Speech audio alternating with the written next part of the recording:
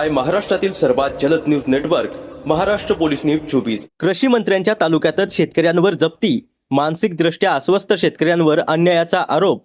राज्याचे कृषी मंत्री असलेल्या इंदापूर तालुक्यातच एका मानसिकदृष्ट्या अस्वस्थ शेतकऱ्याच्या जमिनीवर इंदापूर अर्बन बँकेकडून जप्तीची कारवाई करण्यात आल्याने शेतकरी वर्गातून संताप व्यक्त होत आहे। संबंधित शेतकरी कर्जबाजारी असून त्याची मानसिक स्थिती सामान्य नसल्याने त्याला स्वतःचे हित अहित समजत नसल्याचा दावा नातेवाईक व ग्रामस्थांकडून करण्यात येत आहे। अशा परिस्थितीत बँकेने मानवी दृष्टिकोन न ठेवता जप्तीची कारवाई केल्याचा आरोप करण्यात येत असून या घटनेमुळे शेतकरी वर्गात नाराजीचे वातावरण निर्माण झाले आहे। कृषी प्रधान तालुक्यातच एका असहाय्य शेतकऱ्यावर अशी कारवाई होत असल्याने प्रशासनाच्या संवेदनशीलतेवरही प्रश्नचिन्ह उपस्थित केले जात आहे। संबंधित प्रकरणाची सखोल चौकशी करून जप्ती प्रक्रियेचा फेरविचार करावा, तसेच शेतकऱ्याच्या मानसिक व आर्थिक परिस्थितीचा विचार करून त्याला न्याय द्यावा अशी मागणी ग्रामस्थ व नातेवाईकांकडून करण्यात येत आहे। या प्रकरणात प्रशासन व लोकप्रतिनिधींनी तातडीने हस्तक्षेप करावा अशी अपेक्षा शेतकरी वर्गातून होत आहे। नमस्कार, मी अजय शिवाजी शेवळे, राहणार इंदापूर, संतरोयदासपत कसबा। माझे मोठे बंधू विजय शिवाजी शेवळे यांनी इंदापूर अर्बन यांच्याकडून सीसी मंजूर करून घेतलेली होती।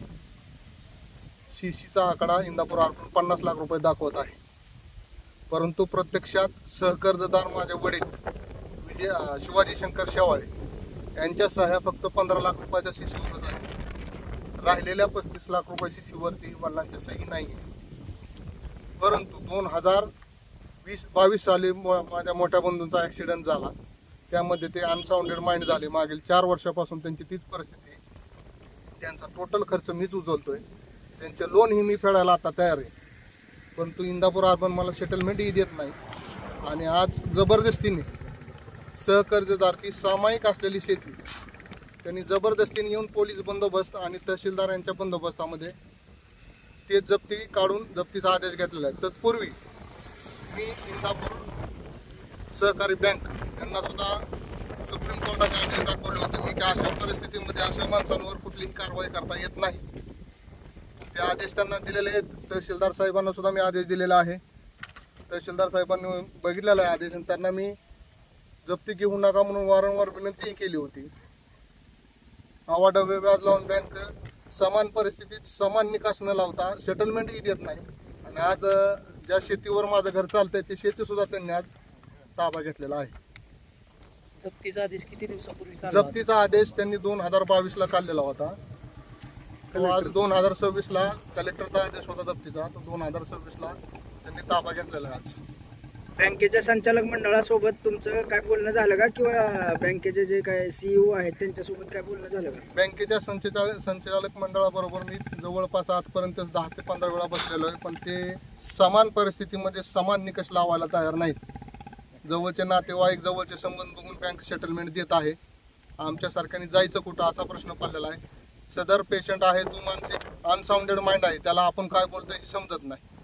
त्याचं काय तुम्ही जे काय सांगताय कर्जदार त्यांची जी परिस्थिती आहे त्याच्याविषयी काय सर्टिफिकेट किंवा काय तुमच्याकडे? हो आहे ना, सर्टिफिकेट आहे माझ्याकडे। त्याचे सर्टिफिकेट हे तुम्हाला दाखवतो मी। अशा परिस्थितीमध्ये इंदापूर अर्बन बँकेने हे सर्टिफिकेट त्यांनाही माहिती आहे, साहेबांना त्याची परिस्थिती अशी, वारंवार साहेबांना सुद्धा कळवलेलं आहे। बँकेच्या अध्यक्षांकडे तुम्ही हा विषय मांडलेला आहे का? हो मांडलेला आहे, बँकेच्या अध्यक्षांकडे विषय मांडलेला आहे। माझ्या सर्व ह्याच्याबद्दल मी माहितीच्या अधिकारात सुद्धा माझ्या माहिती मागवत आहे। दोन्ही अकाउंट मी सेटलमेंट करायला तयार होतो। एका अकाउंटला मी 80 लाख रुपये लोन घेतले होते, त्यात 76 लाख रुपये बँकेत भरलेले आहेत। आणखीन मी त्यांना महाराष्ट्र शासनाच्या GR नुसार पैसे भरायला तयार आहे, तरीही भरून घेतलं जात नाही। दुसरा अकाउंट माझ्या भावाचा आहे, तो काहीच करू शकत नाही, आज त्याला सांगतोय त्यात ही सेटलमेंट दिली जात नाही। सहकारी तत्वावरती सहकार मंत्रालयासोबत काय तुमचा पत्रव्यवहार वगैरे झालाय का? आता माझ्या वरती DDR मध्ये झालेला आहे, माहितीच्या अधिकाराखाली मी माहिती मागत आहे DDR ला, पण तो DDR ही माहिती द्यायला तयार नाही। DDR ने मला एका अपिलामध्ये आता जवळपास 3 तारीख दिल्या, पण माहिती काही दिलेली नाही। तुम्ही जे काय लोन घेतलेलं आहे ते तुमची फेडण्याची मानसिकता किंवा तयारी आहे का? OTS बँक देत नाही तुम्ही जे काय सांगताय, परंतु तुमची जे काय तुमचं लोन आहे ते फेडण्याची तुमची तयारी आहे? हो तयारी मी त्यांना दर्शवलेली आहे। मी माझ्या भावाचं लोनही मी फेडायला तयार होतो, पण त्यात काहीतरी माणुसकीने त्यांनी GR मध्ये त्या बसवून व्यवस्थित पैसे घेतले, मी भरायची तयारी होती माझी। शेतकरी संघटनेच्या वतीने काय सांगाल तुम्ही? आमच्या शेतकरी संघटनेच्या वतीने तमाम महाराष्ट्रातील शेतकरी आज देशोधडीला मिळालेला आहे. शेतकऱ्यांना आत्महत्या करण्याशिवाय दुसरा पर्याय राहिला नाही. सध्या वस्तुस्थिती पाहता महाराष्ट्रातील शेतकरी अतिवृष्टी, अवकाळी, आता सध्या आमच्या इंदापूर तालुक्यात बऱ्यापैकी पाऊस नाही आहे. आज जून महिना संपत आला तरी पाऊस नाही. संबंधित इंदापूर तालुक्यातील सहकारी बँका, कोऑपरेटिव्ह बँका आणि नॅशनलाइज फायनान्स यांनी बऱ्यापैकी जप्तीचा तडाखा उठवलेला आहे. इंदापूर तालुक्यातील लाडके कृषी मंत्री दत्तामामा भरणे यांच्या तालुक्यात आज तागायतपर्यंत जवळपास 160 ते 170 जप्त्या करण्यात आलेल्या आहेत. तरी इंदापूर तालुक्यातील कृषी मंत्री शेतकऱ्यांच्या शेतजमिनी ताबा घेऊन देखील या प्रश्नावरती एकही उत्तर देत नाहीत. बँकांना ओटीए चार्ज केले, थकबाकीदारांनी ओटीए चार्ज जरी केले, ओटीए चार्ज घेत नाहीत बँका. म्हणजे एका ठिकाणी दुष्काळ सदृश्य परिस्थिती आहे, शेतकरी देशोधडीला लागलेला आहे, अशा वेळेस हे जप्तीचं पाऊल उचललंय का बँकांनी? हो, त्यामुळं शेतकरी पूर्णपणे संपलेला आहे. शेतकरी संपवण्याचे कारणच ही सहकार खातं आहे.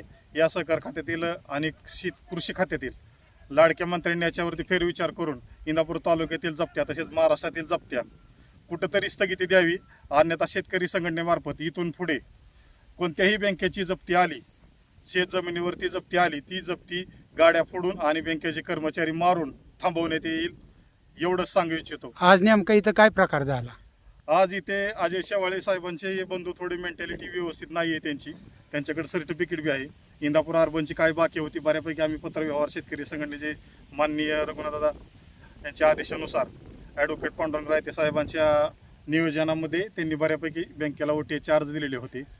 कितीतरी वेळा रिक्वेस्ट केली, कोणत्याही प्रकारची मॅडम नायब तहसीलदार न ऐकून घेता राऊत मॅडमने जबरदस्तीने जप्त्या करायला चालू केलेलं आहे. आजपर्यंत शेतजमिनीची जप्ती ही बेकायदेशीर आहे. आरबीआयचे असे परिपत्रक नाही किंवा सुप्रीम कोर्टचे त्यात बरेच जजमेंट आहेत की ही शेतजमीन ताबा घेता येत नाही. पण या राऊत मॅडम जाणीवपूर्वक इंदापूर तालुक्यातील शेतजमिनी, घरे, दुकाने आवर्जून ताबा घेत आहेत. अशात जर काय प्रकार अनुचित घडला, एखादा शेतकरी आत्महत्या करून मिळाला, एखादा व्यावसायिक जर आत्महत्या करून मिळाला, तर आम्ही त्या राऊत मॅडमच्या घरी जाऊन त्याचे दहन करू. आज नेमका इथं प्रकार काय झाला? आज इथं जप्तीला आल्यावरती बऱ्यापैकी अजय शेवाळेंनी त्यांच्यासोबत चर्चा केली की तुम्ही बाबा सुप्रीम कोर्टच्या निर्णयाप्रमाणे असं करा, तसं करा. पत्रव्यवहार झाला आहे, कोर्टला दाखल केलेलं आहे वरती अजून स्टेसाठी. कोणतंच म्हणणं न ऐकून घेता आणि विशेषतः इथला प्रकार असा घडला की ही म्हणजे खाऊगुल्ला असला प्रकार झाला आहे. असा प्रकार ह्याच्या पाठीमागे कधीच घडलेला नाही. जप्तीचा आदेशाची व्हॅलिडिटी 3 वर्षाची असते. जप्तीचा आदेश आहे 2022चा. आदेशाची मर्यादा संपून गेलेली, तरी ही जप्ती ही मॅडमने लाडू मेव्यासाठी केली का कशासाठी केली आम्हाला इतकं कन्फर्म सांगता येत नाही, पण जप्ती 100% बेकायदेशीर केली. महाराष्ट्र पोलीस न्यूज 24 साठी पुणे जिल्हा प्रतिनिधी शिवाजी पवार.